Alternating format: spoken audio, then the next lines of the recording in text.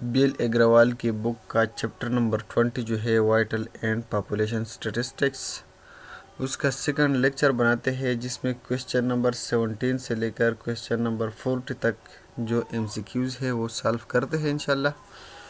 तो आते हैं क्वेश्चन नंबर 17 की तरफ। The sampling registration system fails to record what.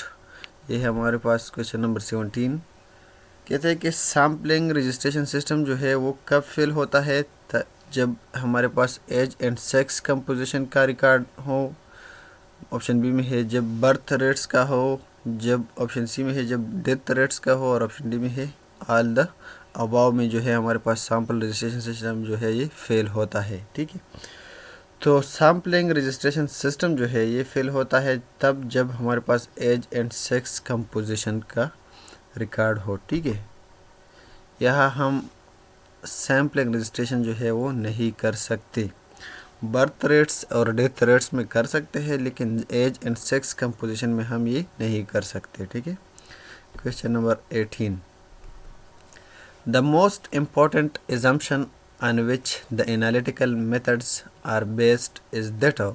Option A में हमारे पास है the population is stagnant, option B में है the population grows at a constant rate, option C में है there is no time lag, और ऑप्शन डी में है नन ऑफ द अबाव। तो इसमें करेक्ट ऑप्शन है the population grows at a constant rate. हमारे पास जो मोस्ट इम्पॉर्टेंट एजम्पशन है on which the analytical methods are based वो है हमारे पास the population grows at a constant rate. हम कहते हैं कि पॉपुलेशन जो है ये एक कांस्टेंट रेट के साथ जो है ये ग्रोथ करता है। ठीक है, question number 19। Having known the population of two consecutive censuses, the formula for population estimate PHT in the intercensal year T with usual notation is। अच्छा, तो इसके लिए हमारे पास करेक्ट फार्मूला जो है वो ये वाला है, ऑप्शन सी वाला, PT hat is equal to P0 plus small n by capital N into P1 minus P0। ठीक है, question number 20। If P1 and P2 are the populations at two censuses conducted at an interval of 5 years, then the rate of population growth R can be estimated by the formula। अच्छा, P1 और P2 हमारे पास two populations है at two censuses conducted at interval of 5 years, मतलब 5 साल पहले एक census हुआ है और फिर 5 साल बाद दूसरा सेंसस हुआ है। ठीक है, तो कहते हैं कि हमारे पास रेट ऑफ पॉपुलेशन ग्रोथ जो है जिसको हमने आर से रिप्रेजेंट कर दिया है, इसको किस तरीके से हम एस्टिमेट कर देंगे, मतलब कौन से फार्मूले की मदद से जो है हम इसको एस्टिमेट कर सकते हैं। तो करेक्ट फार्मूला जो है वो हमारे पास है ऑप्शन सी वाला, R is equal to 5 of under the root P2 by P1 minus P1। ठीक है, तो ये वाला फार्मूला जो है इसके थ्रू हम पॉपुलेशन ग्रोथ रेट जो है वो एस्टिमेट कर सकते हैं। ठीक है, question number 21। If we have the last census population, हमारे पास अगर लास्ट सेंसस पॉपुलेशन है तो कहते हैं migration births and deaths data for a region in a given period, और इसके साथ माइग्रेशन भी है, बर्थ्स भी है, और डेथ रेट डेटा जो है वो भी है एक रीजन का। ठीक है, तो एक ख़ास पीरियड में फॉर लेट सपोज हमारे पास पीरियड जो है 1 ईयर है, 5 ईयर है, 6 ईयर है, 10 ईयर है, जो भी हो, the population at the time T can be estimated by the formula using usual notations as. अच्छा, तो अब कहते हैं कि हमारे पास पॉपुलेशन जो है टाइम T के साथ वो कौन सी फार्मूला के थ्रू हम एस्टिमेट कर सकते हैं। तो इसमें हमारे पास ऑप्शंस जो है वो ऑप्शन ए, बी और सी, जबकि डी में है नन ऑफ द अबव। इसमें करेक्ट ऑप्शन जो है वो है option A, PT hat is equal to P0 plus into birth minus death plus immigration and हमारे पास कौन कौन सी डेटा दी गई है, सेंसस पॉपुलेशन दिया गया है, इसमें माइग्रेशन भी है, बर्थ्स भी है, डेथ्स भी है, डेटा फॉर अ रीजन। हाँ, अच्छा, तो इसमें हमारे पास बर्थ डेथ और ये एक इमिग्रेशन है, एक माइग्रेशन है। ठीक है, तो ये हमारे पास I माइनस ई जो है ये यूज हो रहा है। तो ये हमारे पास करेक्ट फार्मूला है इसके लिए, ठीक है। Question number 22, having known the last census population P naught and growth rate R, the population after n years based on compound interest formula will be। अच्छा, कहते हैं कि हमारे पास एक known the last census population P not जो है and growth rate जो है वो आर है, the population after n years. अब एन ईयर के बाद हमारे पास पॉपुलेशन जो है based on compound interest formula will be. तो इसका जो हमारे पास करेक्ट फार्मूला है वो कौन सा होगा? तो इसमें हमारे पास ऑप्शन ए जो है ये करेक्ट ऑप्शन है, P1 hat PT hat is equal to P not into 1 plus R whole power n। तो ये वाला फार्मूला जो है ये करेक्ट फार्मूला है।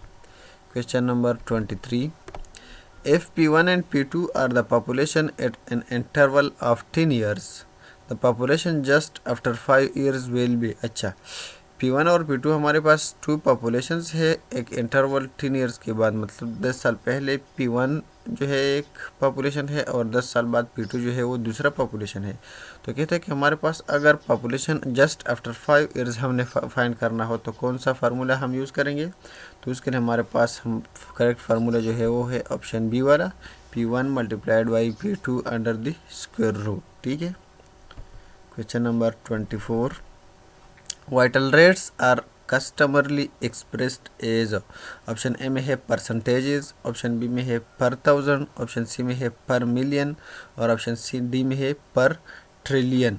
तो इसमें हमारे पास है पर थाउजेंड। वाइटल रेट्स जो है वो हम पर थाउजेंड से जो है वो एक्सप्रेस करते हैं, हम मल्टीप्लाई करते हैं थाउजेंड के साथ। जब आप वाइटल रेट्स फाइंड करते हैं तो उसको हमने फिर थाउजेंड के साथ मल्टीप्लाई करना है, तो इसके लिए हम पर थाउजेंड जो है वो एक्सप्रेस कर सकते हैं, ठीक है। Question number 25, crude death rate expressed simply as ratio provide. Option A में है the probability of babies born and died during the year under reference. Option B में है the probability of foetal death during the year under reference.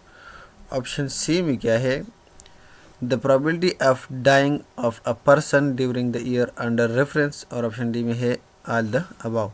तो correct option this one, option C is the correct option. The probability of dying a person during the year under reference is known what is known as crude death rate. इसको हम crude death rate कहते हैं। एक person का जो हमारे पास probability होता है मरने का, जो उसका प्रोबेबिलिटी है, ठीक है, वो जो हमारे पास टेबल है उसके थ्रू हम फाइंड करते हैं, ठीक है। तो उस टेबल के थ्रू जो हमारे पास प्रोबेबिलिटी ऑफ डाइंग होते हैं एक पर्सन की during the year under the reference, उसकी कुछ रेफरेंस होते हैं, मतलब उसकी जो एज है उसकी बेस पे हम कहते हैं, ठीक है। तो इसको हम क्रूड डेथ रेट कहते हैं, ठीक है। Question number 26, the child bearing age in India is. अच्छा, ये चाइल्ड बियरिंग एज जो है ये डिफरेंट होते हैं हर एक कंट्रीज़ में, लेकिन यूजुअली जो है वो कुछ स्टैंडर्ड्स भी है। तो वो हमारे पास इंडिया में जो है या पाकिस्तान में जो है वो हमारे पास है 15 to 49 ईयर्स। तो करेक्ट ऑप्शन हमारे पास है ऑप्शन सी, यानी 15 साल से लेकर 49 साल तक जिसकी उम्र है तो वो चाइल्ड बियरिंग एजेस होते हैं, ठीक है। Question number 27, the fertility of a woman in India is maximum in the age group. अच्छा, फर्टिलिटी रेट जो है वो वुमेन में ज़्यादा होता है इंडिया में, कौन सी एज में? इसमें हमारे पास ऑप्शन ए में है 15 to 20 ईयर्स, ऑप्शन बी में है 20 to 24, ऑप्शन सी में है 25 to 29 और ऑप्शन डी में है 15 to 29। तो इसमें करेक्ट ऑप्शन जो है वो है सी 25 to 29। ये एज जो है ये हमारे पास फर्टिलिटी के लिए ज़्यादा होता है, ठीक है। ऑप्शन सी इसमें करेक्ट ऑप्शन है। Question number 28, the death rate obtained for a segment of a population is known as। Option A में है specific death rate, option B में है crude death rate, option C में है standardised rate और option D में है vital index. तो इसमें करेक्ट ऑप्शन है specific death rate, that is option A. The death rate obtained for a segment of a population is known as specific death rate. Okay. Question number 29. The age specific death rate for the babies of age less than 1 year is specially called. अच्छा, कहते हैं कि हमारे पास the age specific death rate जो है for the babies of age less than 1 year, वो हमारे पास स्पेसिफिकली उसको हम क्या कहते हैं? ऑप्शन ए में है neonatal death rate, option B में है infant mortality rate, option C में है मैटरनल मोर्टेलिटी रेट, और ऑप्शन डी में है हमारे पास, ये चूँकि सही नहीं दिखाई दे रहा लेकिन ये है फ्यूटल डेथ रेट। ठीक है, तो इसमें हमारे पास करेक्ट ऑप्शन है इन्फेंट मोर्टेलिटी रेट। इस क्वेश्चन में कहते हैं कि वो डेथ रेट जो 1 साल से कम उम्र के बच्चे जो है, ठीक है, under 1 month is known as, अच्छा सॉरी 1 ईयर नहीं, सॉरी 1 मंथ है। ठीक है, तो 1 मंथ के जो अंदर हमारे पास जो डेथ रेट होते हैं उसको हम स्पेशली क्या कहते हैं? Infant mortality rate. ठीक है, क्वेश्चन नंबर 31, सॉरी ये हमारे पास क्वेश्चन नंबर 29 था, 30 नहीं 29 था। ठीक है, तो 29 में हमारे पास ऑप्शन कौन सा है? ये भी ऑप्शन बी है, इन्फेंट मोर्टेलिटी रेट, तो ये करेक्ट ऑप्शन है। ठीक है, क्वेश्चन नंबर 29 में the age specific death rate for the babies of age less than 1 year. हाँ, जब हमारे पास 1 ईयर से उसका एज कम हो और उसका जो डेथ रेट है उसको हम क्या कहते हैं? उसको हम कहते हैं इन्फेंट मोर्टेलिटी रेट। ठीक है, question number 30, the death rate of babies under 1 month is known as, जो 1 मंथ के अंदर होते हैं उसको हम न्यू नेटल मोर्टेलिटी रेट कहते हैं। ठीक है, जिसका एज 1 मंथ से कम हो, ठीक है, तो उसको हम न्यू नेटल मोर्टेलिटी रेट कहते हैं। इसमें ऑप्शन ए जो है ये करेक्ट ऑप्शन है। ठीक है, क्वेश्चन नंबर 31 में क्या है? The death rate of women due to delivery of children is termed as, अच्छा ड्यू टू डिलीवरी जो हमारे पास वमेन का डेथ होता है उसको हम मैटरनल मोर्टेलिटी रेट कहते हैं। क्या कहते हैं? मैटरनल मोर्टेलिटी रेट, यानी ऑप्शन सी इसमें करेक्ट ऑप्शन है।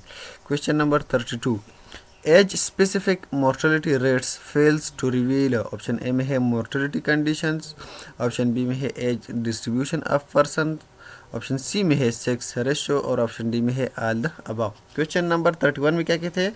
Age specific mortality rates fails to reveal what? To reveal all the above, option D इसमें करेक्ट है। ठीक है, एज स्पेसिफिक मोर्टेलिटी रेट जो है वो कब फेल होता है? जब हमारे पास मोर्टेलिटी कंडीशन हो, या एज डिस्ट्रीब्यूशन ऑफ पर्सन हो, या सेक्स रेशो हो, तो इन सब में ये फेल होता है। ठीक है, question number 33, standardised death rates are particularly useful for, अच्छा स्टैंडर्डाइज्ड डेथ रेट जो है ये पार्टिकुलरली किस चीज़ के लिए यूजफुल होता है? ऑप्शन ए में है comparing the death rates in male and females, option B में है comparing the death rates of 2 regions, option C में है बोथ ए एंड बी, और ऑप्शन डी में है नीदर ए नॉर बी। तो इसमें हमारे पास करेक्ट ऑप्शन बी है, that is comparing the death rates of 2 regions. दोबारा बी देखिए क्वेश्चन को, क्वेश्चन में कहते हैं standardised death rates are particularly useful for, particularly जो हमारे पास स्टैंडर्डाइज्ड डेथ रेट है वो किस चीज़ के लिए यूज़फुल होता है? वो हमारे पास यूज़फुल होता है comparing the death rates of 2 regions, न कि 2 मेल्स एंड फीमेल्स। ठीक है, ऑप्शन 34 में है, सॉरी क्वेश्चन नंबर 34 में है fertility rates mainly depend on, option A में है total female population, option B में है टोटल पॉपुलेशन, ऑप्शन सी में है female population of child bearing age, और ऑप्शन डी में है number of newly born babies. Question में क्या कहते हैं? Fertility rates mainly depend on, अच्छा तो फर्टिलिटी रेट्स जो है ये डिपेंड करता है female population of child bearing age पर। ठीक है, मतलब फर्टिलिटी रेट किसको कहते हैं? जो फीमेल पॉपुलेशन है ऑफ चाइल्ड बियरिंग एज, इस पर ये फर्टिलिटी रेट जो है ये डिपेंड करता है। Question number 35, adequate basis for family planning is provided by, option A में है general fertility rate, option B में है age specific marital fertility rate, option C में है टोटल मैरिटल फर्टिलिटी रेट, और ऑप्शन डी में है टोटल फर्टिलिटी रेट हो। तो इसमें करेक्ट ऑप्शन जो है वो है age specific marital fertility rate, that is option B. ठीक है, ये वाला ऑप्शन करेक्ट ऑप्शन है। Adequate basis for family planning is provided by age specific marital fertility rate. Question number 36, total fertility rates provides the basis for, option A में है the expected maximum family size, option B में है population projection, option C में है population increase in a desired period, option D में है all the above. तो इसमें हमारे पास करेक्ट ऑप्शन है D, that is all the above. Total fertility rates provide the basis for what, the expected maximum family size, population projection, population increase in a desired period. Okay, question number 37, population growth is mainly concerned with, option A में है total number of births, option B में है number of male births, option C में है number of female births और option D में है none of the above। तो इसमें correct option है number of female births। ठीक है, that is option C is the correct option। Question में कहते हैं population growth is mainly concern with the number of female births, मतलब जो फीमेल बर्थ ज़्यादा होते हैं तो हमारे पास पॉपुलेशन ग्रोथ जो है वो भी ज़्यादा हो जाएगा। ठीक है, question number 38, fertility rates provide in adequate basis for, option A में है पॉपुलेशन ग्रोथ, ऑप्शन बी में है फैमिली प्लानिंग, ऑप्शन सी में है चेकिंग द इन्फेंट मोर्टेलिटी और ऑप्शन डी में है ऑल ऑफ द अबाव। तो इसमें करेक्ट ऑप्शन है B, that is family planning. Fertility rates provide in adequate basis for family planning. Question number 39, survival rate in general is measured through, option A में है the difference in crude birth and death rates, option B में है the ratio of the difference in total births and total deaths to the mean population, option C में है both A and B and option D में है neither A nor B। तो इसमें हमारे पास करेक्ट ऑप्शन जो है वो है A, that is the difference in crude birth and death rates। Survival rate in general is measured through the difference in crude birth rate and death rate। Okay, question number 40 में क्या है, the ratio of births to the total deaths in a year is called, option A में है survival rate, option B में है total fertility index, option C में है vital index और ऑप्शन डी में है पॉपुलेशन डेथ रेट। तो इसमें हमारे पास करेक्ट ऑप्शन कौन सा है, इसमें हमारे पास करेक्ट ऑप्शन जो है वो है सी, वाइटल इंडेक्स, ये वाला। ठीक है, कहते हैं the ratio of births to the total deaths in an year is called vital index. अगर आप बर्थ का टोटल डेथ्स के साथ रेशियो फाइंड करते हैं तो इसको हम वाइटल इंडेक्स कहते हैं। ठीक है डियर्स, आज के लिए इतना ही काफ़ी है, इंशाल्लाह फिर मुलाकात होगी नेक्स्ट लेक्चर में। अस्सलामु अलैकुम वरहमतुल्लाहि वबरकातुहू।